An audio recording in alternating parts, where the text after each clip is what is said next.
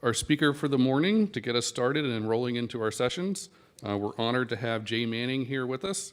I've known Jay for a number of years and had the opportunity to share the stage with Jay a lot and always learn something new whenever he has a chance to speak to a group. Let me read a little bit about his bio and then I'll just go offhand after that. So he's currently an attorney and partner at Cascadia Law Group. 2009 to 2011, he was chief of staff for Governor Gregoire. And from 2005 to 2009, he was the director of ecology. And in all of those assignments and all of the work that he does, Jay has always been somebody who's looked for bold, innovative actions to solve really complex problems. And he tends to try to push all of us to come together and think creatively to solve very difficult problems. And for that, I'm very honored to be with Jay and to call him a friend and to have a chance to work with him. He's here today, I think, as the chair of the Leadership Council for Puget Sound. He'll talk a little bit about that. So let's give a warm welcome to Jay Manning.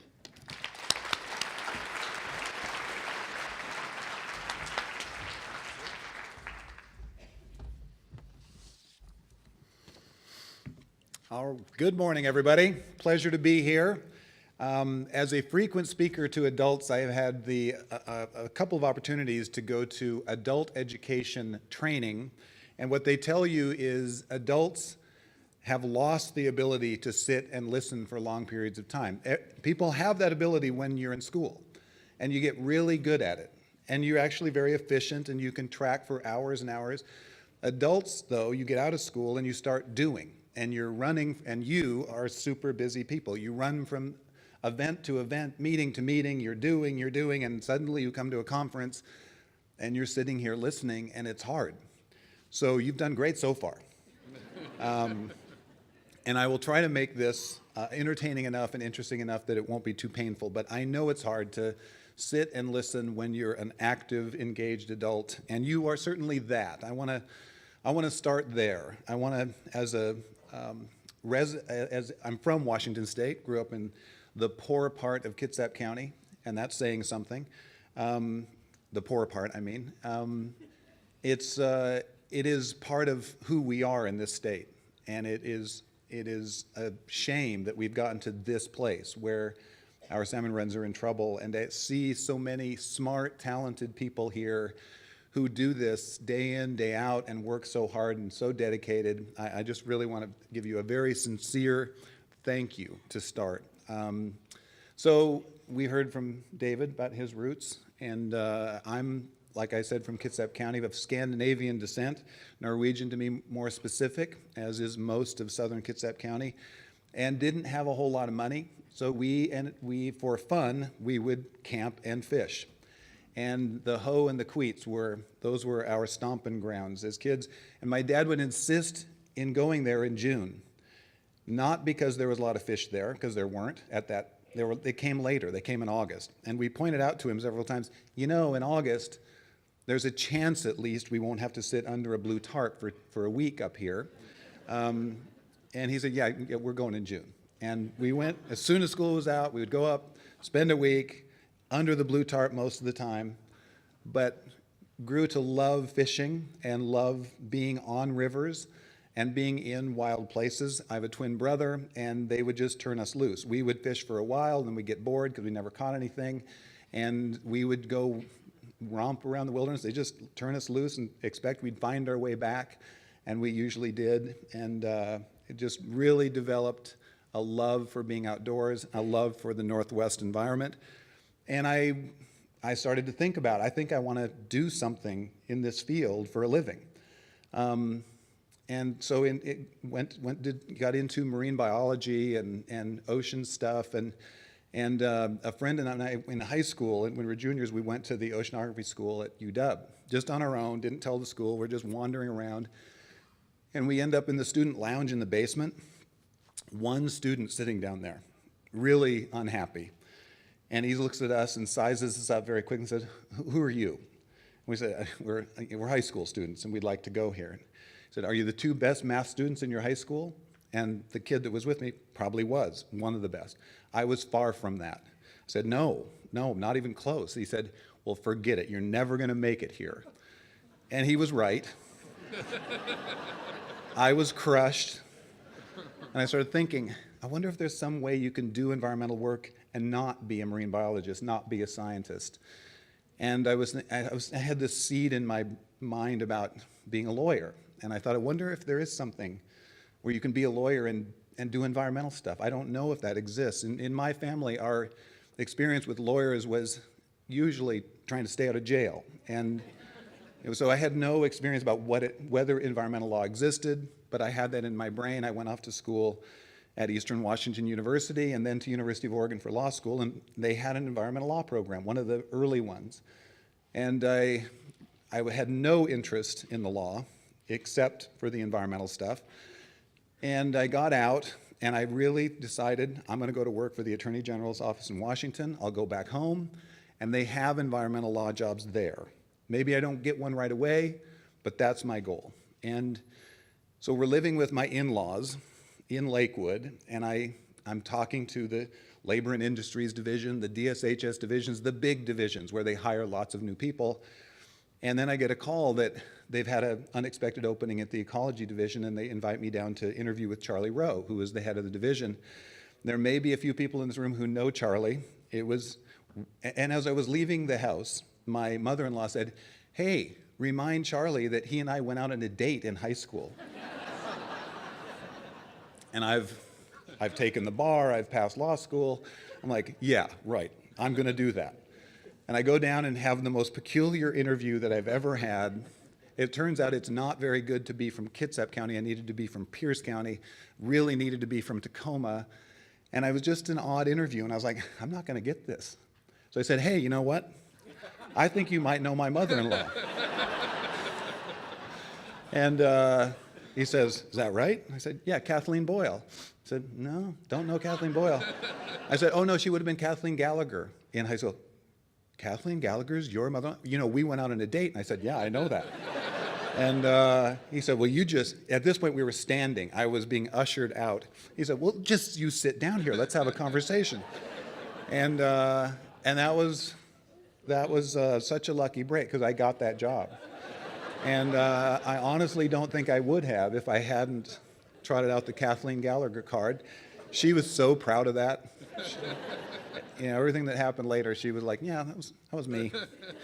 And I got this job that I couldn't believe. This was in 1983, that they were paying me $18,000 a year to do this environmental work. I came out and said, I do this for free. And it wasn't all fantastic. I mean, the new attorney, you get all the dogs, and the cases have been sitting around for a long time. We had to do the agency's personnel work, and the junior person had to do all the human resources and personnel stuff. But a lot of it was awesome and interesting and challenging, and I met all these people in the agencies, in several agencies. I know there's a lot of fish and wildlife people here. One of my first big shoreline cases was a proposed marina up outside of Anacortes, where in 1986 they were proposing, we're going to fill 13 acres of these beautiful intertidal wetlands for a parking lot, and we're going to dredge 27 for the marina. And they were serious, and they got their permits from the city of Anacortes, but Fish and Wildlife and Ecology said no, and it was litigated. The attorney on the other side was really interesting, really good, Texas accent, and listening to him use the Latin phrases for all these critters and plants that we were worried about was just fun to listen to. He was busted for knowingly taking stolen paintings as a fee about 5 years later. It was just barred. But I got to do those cases. It was amazing. It was amazing stuff. The marina never happened. And the Fish and Wildlife folks and the ecology folks were a big reason for that. I was appointed by Gregoire after I was in the Attorney General's office for 15 years, private practice for a while. And in that time in private practice, I did a lot of volunteer work.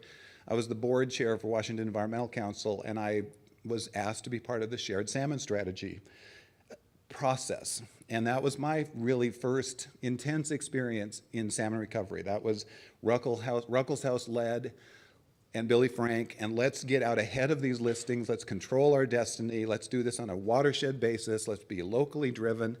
And it was part of what has led to this, what has led to that vision. And I think it was absolutely the right thing to do then, and it's the right thing to do now.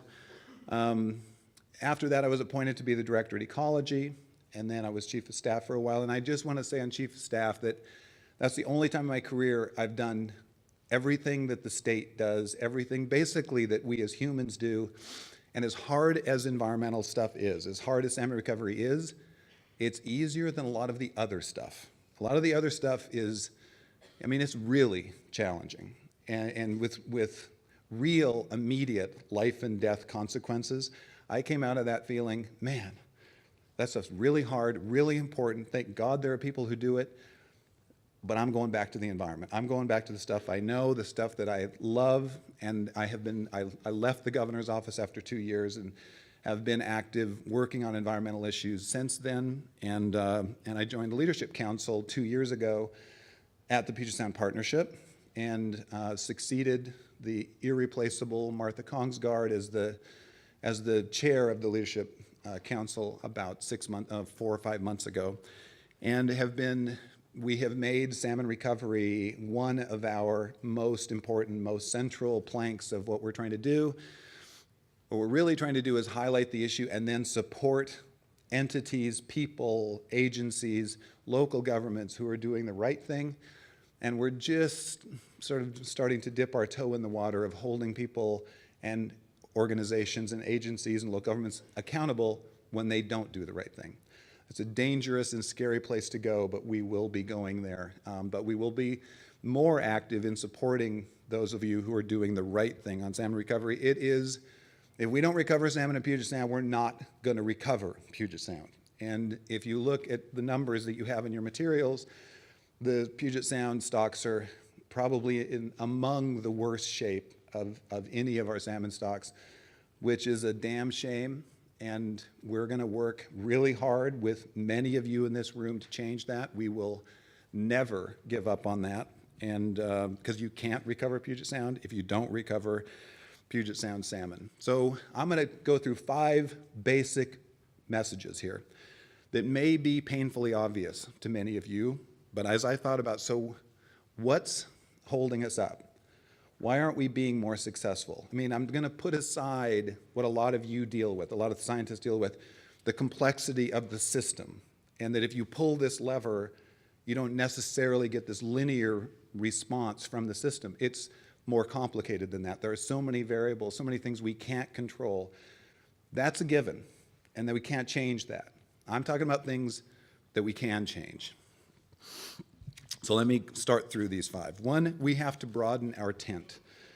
We don't have, and you know, I know there are exceptions, but for the most part, we don't have voices in our tent that can reach out to conservative policymakers, whether they're county commissioners, whether they're legislators, whether they're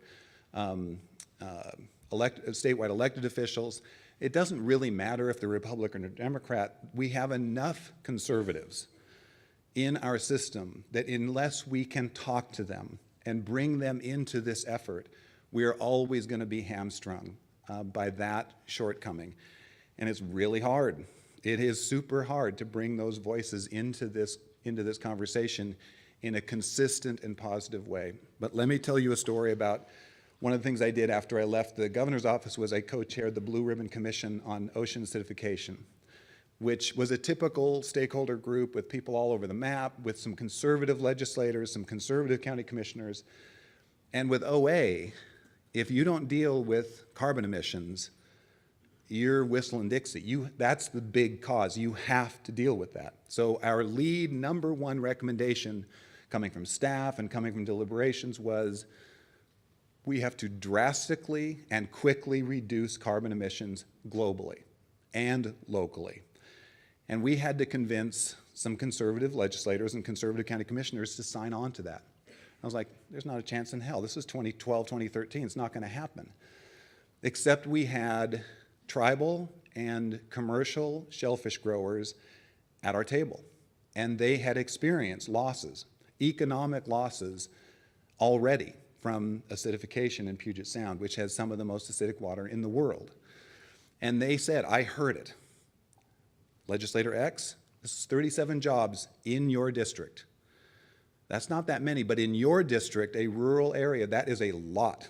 Do you want to lose those jobs? We're talking about, this is not hypothetical, and it's not 10 years from now. It's today, and it's 37 jobs in your district. The conservative legislators and conservative county commissioners, every one of them signed on to all 42 of our recommendations, including immediate and drastic reductions in CO2 emissions globally and locally, and that does not happen without those business voices talking to them about economic consequences. So who do we have that can do that? Well, we obviously have commercial and recreational anglers and the businesses that rely on them, but it's more than that. We have the people who manufacture fly rods, manufacture fishing rods or fishing gear. We have people who sell boats, who manufacture boats. We have people who depend on tourism. We have outdoor gear retailers. We have lodge owners. We have hotel owners. We have chambers of commerce from cities and towns that depend on recreational business. We have chefs. We have restaurant owners. We have lots of business voices that we have to bring into this conversation, into our tent consistently, and we just haven't done that. It's part of the key to being more successful. Second point, we have focused on restoration because it's easier than protection.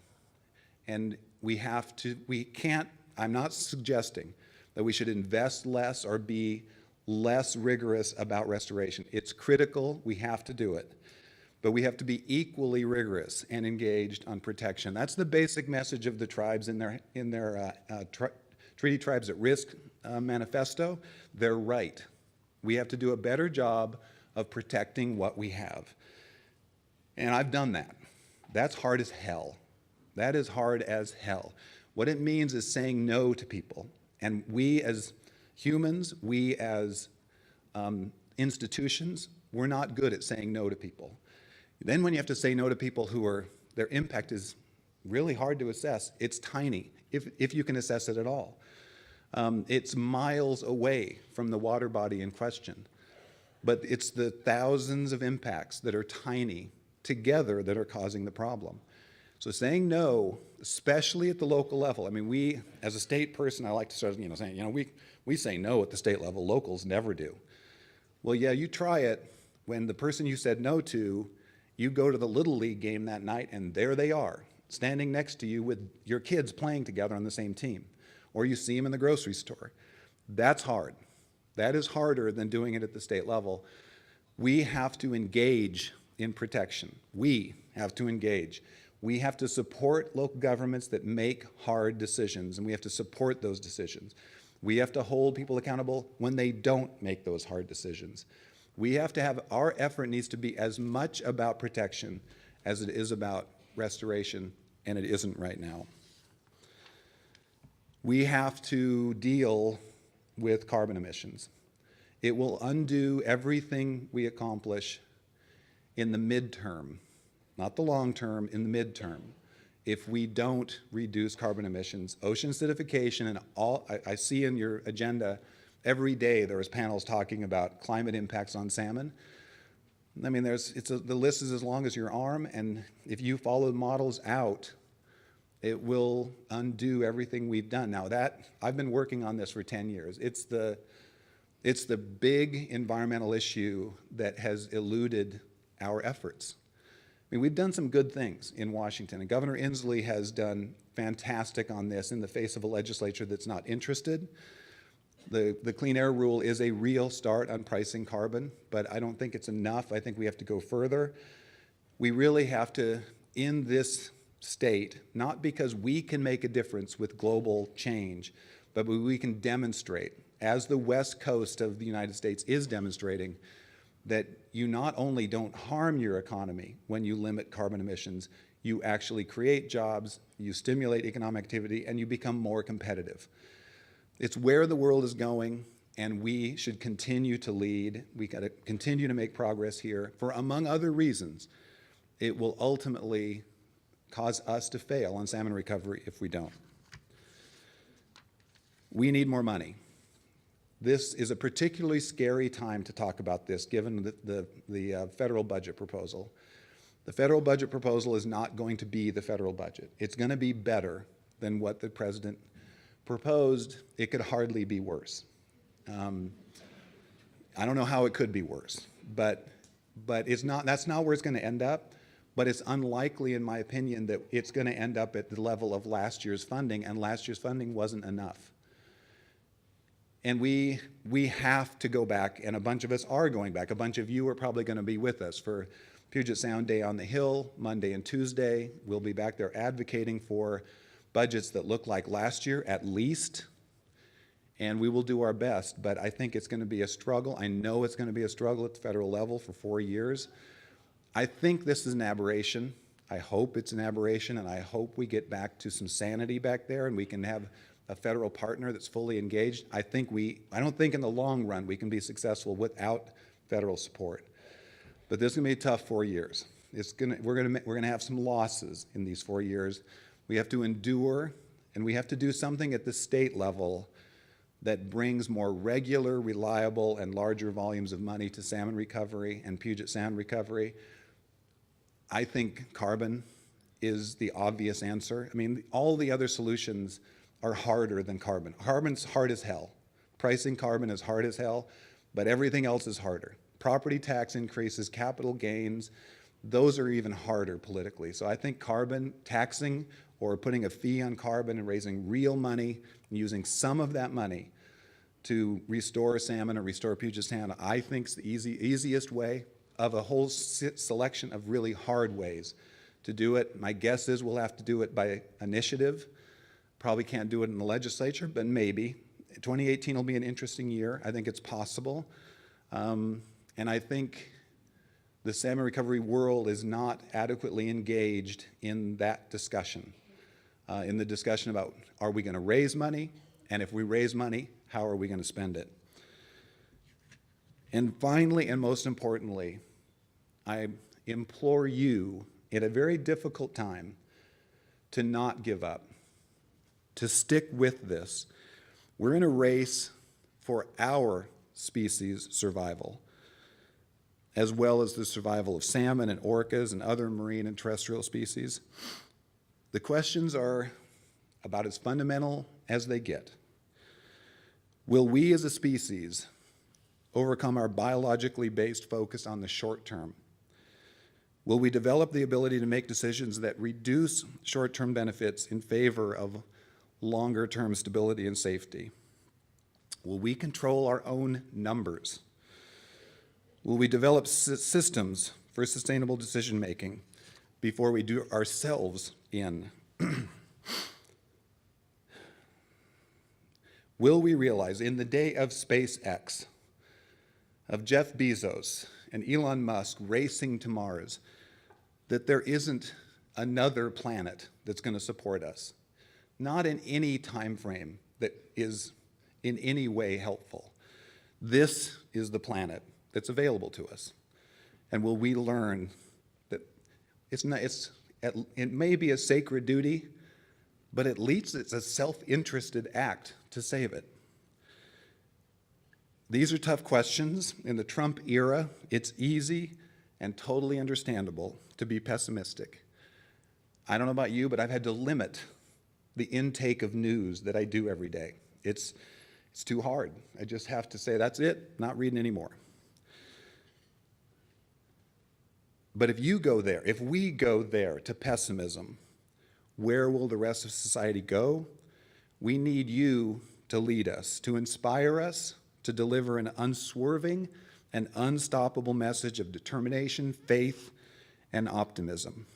You are on the right side of history. You're on the side of light, of sustainable prosperity, of harmony with this green and blue living planet that we have. We've been given two amazing gifts: life and this planet. And you're using your life to save the planet, and I can't really thank you enough for that. You understand the nature of these gifts, and a lot of people don't. And you will have to continue to lead and help the rest of our endangered species understand that. And for all of your work, again, I thank you. I ask you to stick with it, to keep working, to keep the faith, and believe we will be successful, because if you don't believe it, who will? Thank you for having me.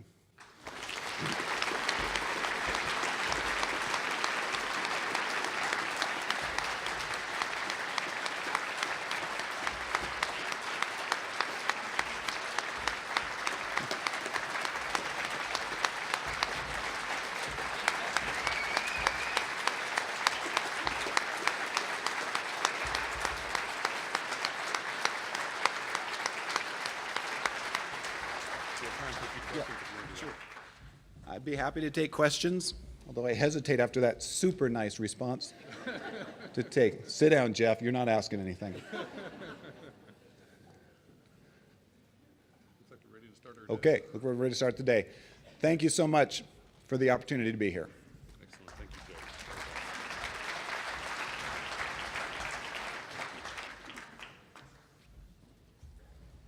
I told you that was going to be good. Okay, we're ready to start our day. Off to sessions we go. A couple of quick reminders on some logistics. The registration tables are open for assistance if you need any. Coffee and the tables are downstairs. Restrooms on both floors. You know where the rooms are. Sessions are 2 hours long. We're back here at noon for a buffet lunch. So go have a great morning, and we'll see you all at lunch.